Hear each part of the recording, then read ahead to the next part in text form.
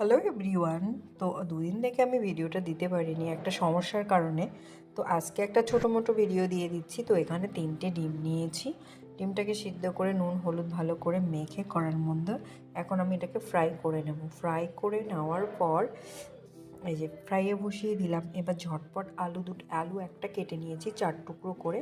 তো ভেজে এখানে আমি তুলে রাখলাম। তো এর মধ্যে এলাচ, শুকনো লঙ্কা, তেজপাতা, দারচিনি ভালো করে নেড়ে চেড়ে আদা, রসুন, পেঁয়াজ, টমেটো, কাঁচা লঙ্কা পেস্ট দিয়ে দিলাম। হলুদ গুঁড়ো, জিরে গুঁড়ো, ধনে গুঁড়ো, লঙ্কা গুঁড়ো, স্বাদ মতো নুন, চিনি ভালো করে দিয়ে গরম জল দিয়ে এটাকে ভালো করে কষিয়ে নেব।